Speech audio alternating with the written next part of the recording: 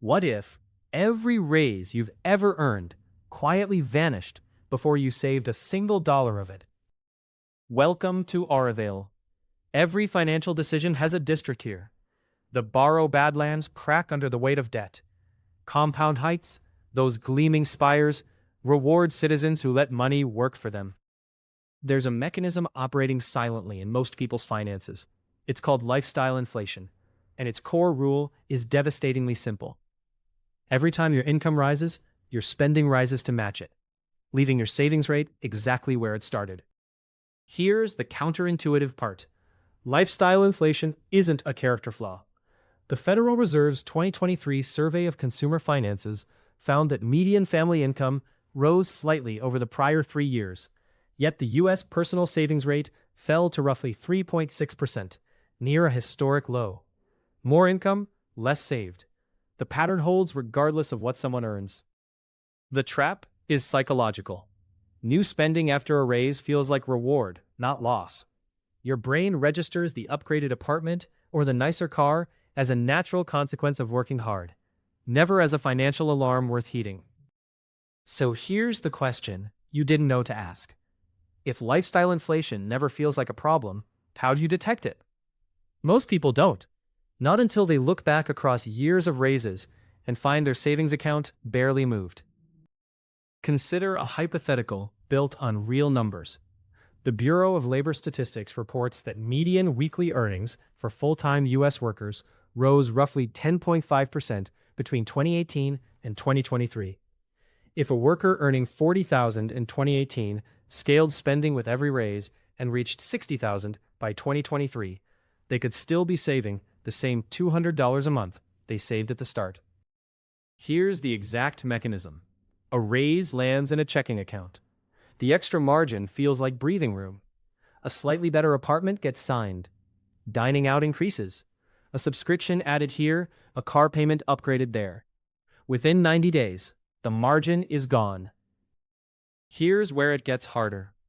Every month that extra income is absorbed by spending instead of invested, you lose not just that dollar. You lose every dollar that dollar would have compounded into. Compound interest, the engine powering Compound Heights, requires time above all else.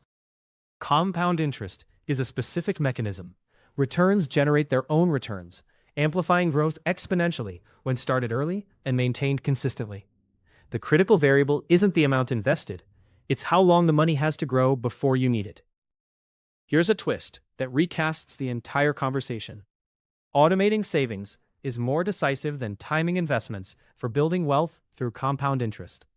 The biggest risk isn't a bad market. It's the money never entering the market at all. A common misconception enters here.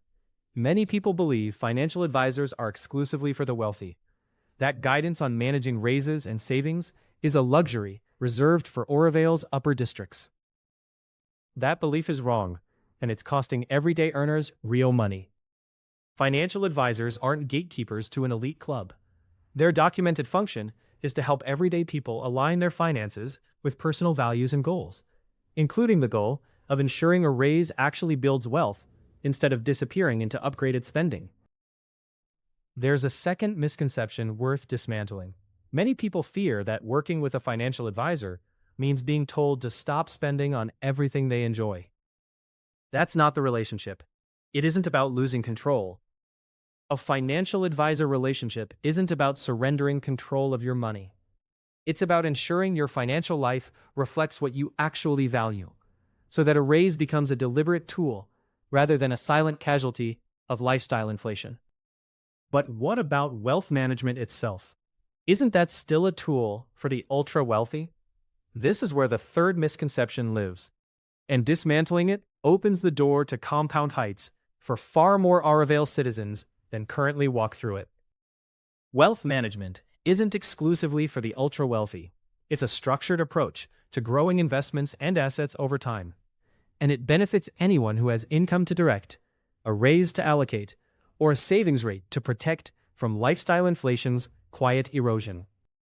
Wealth management also means diversification, spreading investments across different asset types to balance risk and maximize returns over time. A single concentrated bet is how citizens end up back in the borrow badlands, despite years of disciplined saving. Now the payoff. The single most effective mechanism for breaking the lifestyle inflation cycle is this. Automate a fixed percentage of every raise directly to savings before that money ever touches your checking account. Remove the decision entirely from the moment of temptation. Automation works precisely because it bypasses the psychological reward mechanism. If the money never appears in your checking account, your brain never registers it as available spending. You can't inflate a lifestyle around money you never consciously received. Here's the question you're now asking. What percentage? The honest answer, the specific number matters far less than consistency. 10% applied at every raise forever outperforms 40% applied once and abandoned. Behavioral economist Shlomo Ben-Artzi's Save More Tomorrow program demonstrated exactly this. Workers who pre-committed small automatic increases to retirement contributions nearly doubled their savings rates over 5 years. Here's the dimension of compound interest that surprises most people. Starting 10 years late doesn't cut your final balance by a third. It can cut it in half.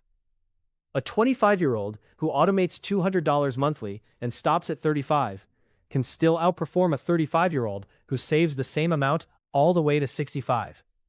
Time isn't just helpful, it's the majority of the return. Return to our hypothetical citizen earning $40,000 and rising to $60,000 over 5 years.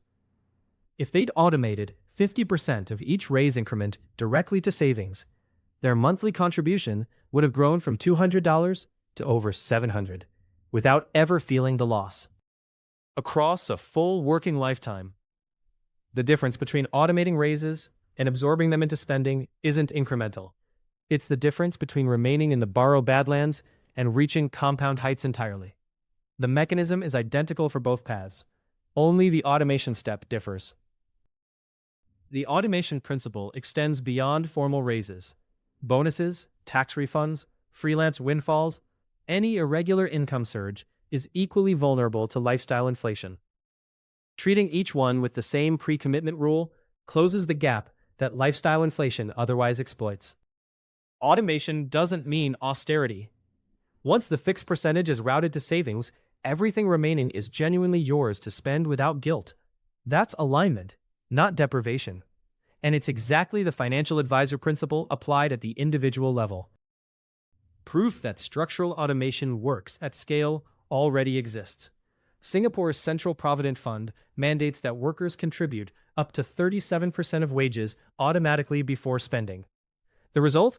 Singapore's household savings rate in 2023 was 36.5%, reflecting the nation's strong savings culture, and the country ranks 22nd globally for median household wealth. Structure, not willpower, built that outcome.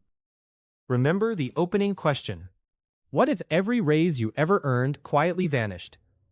Now you have the name for the mechanism, lifestyle inflation, and a specific countermove, automation before spending.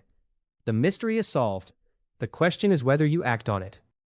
The practical step is simpler than it sounds. Contact your payroll department or log into your employer's benefits portal. Increase your retirement contribution or direct deposit split by a fixed percentage tied to your new salary. Set it once. Let the automation do the rest. Economist Juliet Schor documented in The Overspent American that consumer spending norms escalate in direct proportion to rising incomes, a structural feature of market economies, not a personal failing. Fighting that structure with willpower alone is fighting architecture with emotion. The only durable answer is a counterstructure, automation that operates before choice enters the picture. Here's a calculation worth doing right now. Take your income from 5 years ago, multiply it by your savings rate then, say 10%. Compare that dollar amount to what you actually save today. If your savings in dollars didn't grow proportionally with your income, lifestyle inflation already claimed the difference. That gap is the number automation needs to close. The next time a raise lands, the single most powerful financial move you can make is this. Before you spend $1 of it, automate a fixed percentage to savings. Not next month, not after you settle in. Today, because lifestyle inflation never waits, and neither should you.